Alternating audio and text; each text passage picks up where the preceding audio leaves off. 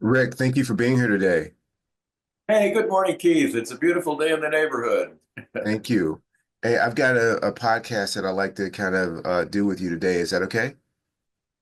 Yes, sir. Okay, great. The title of this one is going to be, If This Is Supposed to Be Fun, Why Are You So Good at Making It Not Fun?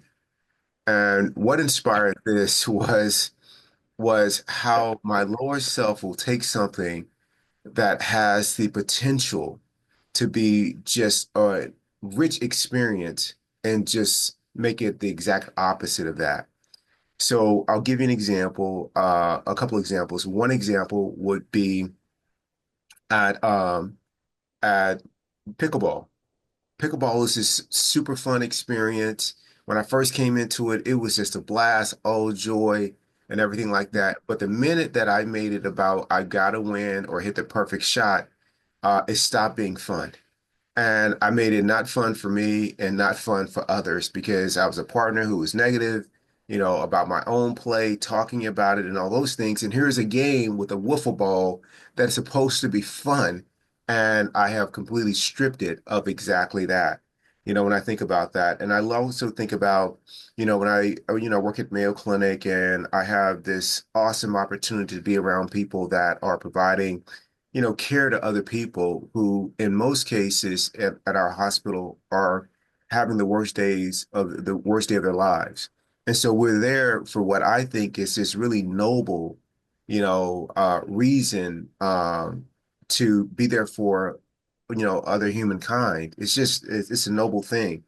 And it's amazing how many people, including me, if I was still being 1.0, can just take all of the rich, meaningful, valuable experience, fun out of all of that. Like we should be lit up every time we go in there, but we have this capacity to, you know, uh, have conflict with somebody else, make that a problem, not getting a raise, not getting a promotion, not getting credit for something that you do, not being able to handle things that are within your control, and certainly, not accepting the things that are outside of your control, and then you just make a mess of this awesome experience that you can have at work. So for example, me not being able to handle a new leader or a partner is a complete example of me ruining this amazing experience. And then if you go beyond that, it's in relationships. You got this relationship with this significant other who is just unbelievable, caring, kind. And then the minute that they don't do something that you think they should be doing, then it's a problem. You don't appreciate all of the acts of service and affection that they are just, you know, showering you with. And you make that a problem because it's not on your timeline or how you need it to be done or the way that you need it to be done. And or it can be trivial things, I had a partner who that when she ate, you could hear her eating. Like you can hear it, and she kind of sometimes would eat with her mouth open. And little Keith was over there having a fit over it. And I'm like, dude, man, this woman will do anything for you, like anything. Like she values you, she supports you, she encourages you. I mean, she would do anything for you. If you were down and out, she would and ill, she would, bring you back to life, help you restore your health. And here you are, taking the fun out of it, of this amazing relationship because you can't handle the way that she chews, her food. Just little things like that, Rick, that I think we need to be aware of, that we have this capacity, to take the fun out of things and take the richness out of life. So I'll pause there and I want to hear what you think, Rick. As you were talking, I was thinking how many times I've done the exact same thing. Majored in minor things, being petty about things, and taking the joy out of something that could have been wonderful.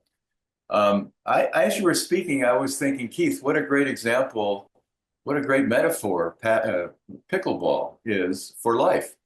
If you take a career, for example, most of us are lucky enough to have some say in how we ended up in the jobs we ended up in. Some of us went to school for a long time to get where we're at. Some of us may have stumbled into a job, but we love it. or at least we did when we started. And just like pickleball, when you take the court and you're looking forward to having a great time, it's because you have that beginner's mind. Yeah. You have that innocence that comes with everything's cool, and I can't be expected, to be a perfect player. I could just go out and have fun, be goofy, and enjoy my life. And I think what happens in our careers and our work and our relationships is that pretty much everything starts out like that. I loved law school for the first year. I loved my job as a lawyer for the first year. I loved my relationship for the first couple of months. I mean, the point is you allow yourself to be caught up in nonsense. And because all of the things that we're worried about come into play in that situation, we have a hard time realizing that what we're doing is we're making ourselves miserable for no reason. It's just a complete and utter fiction. And the only reason that we do it is because we become bored and we need to find something that is interesting. And usually something is interesting when there is a negative quality to it, or there's something about that experience that you have to consider and kind of dissect. And sometimes you don't need to do that. You just need to experience something joyful. So taking the joy out of something is another thing that we need to be mindful of. If the point of having recreation is to recreate and to feel great, that's the goal, and that's the prize that you have to keep your eye on. If the goal is being fulfilled in a career, that's the prize. And every day that you spend doing that is an exercise in being joyful about your choice. I think that I'm a great example of degrading a wonderful experience into something crappy. And I think that the only way that I was able to get a handle on it was to say, wait a minute, what are you doing? Come on. We talk about this with fitness. I remember the triathlon that you and I did in Malibu.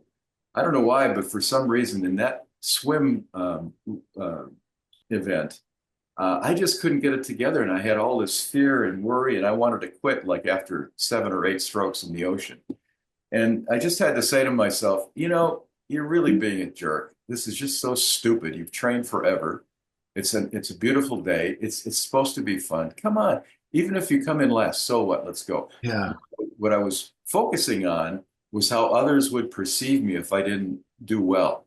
Or I was focusing on how could I master or beat the guy next to me, master this event and beat the guy next to me. And those are things that are deep rooted, that are problems that I'm trying to work on, but they come out in this joyful expression of physical fitness. Even though that is the point of it, that's the joy of it, is to just have that experience. I totally agree with you, Keith. It's a real problem that we all have that we have to keep our mind on. Yeah. Don't make joyful things painful. Exactly.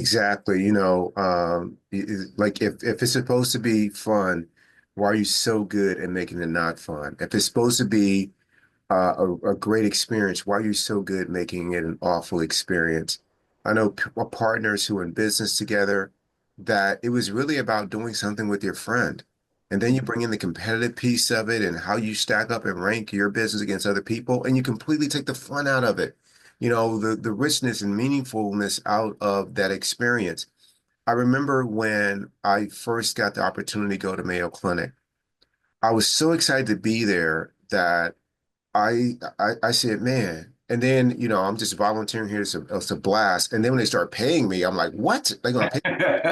Like it was amazing. And now when they give me a task that little Keith says, I can't believe they're making me do this, or I don't want to do this. I go back to before I worked at Mayo Clinic. I said to myself, if I ever get an opportunity to work at a job like that, that has such a noble purpose and offers me these other ancillary benefits of not just opportunity for professional fulfillment and to do something that is for the collective good, but something like for a retirement plan and benefits. Man, I'm going to be so excited to whatever they give me. Like nothing is too small.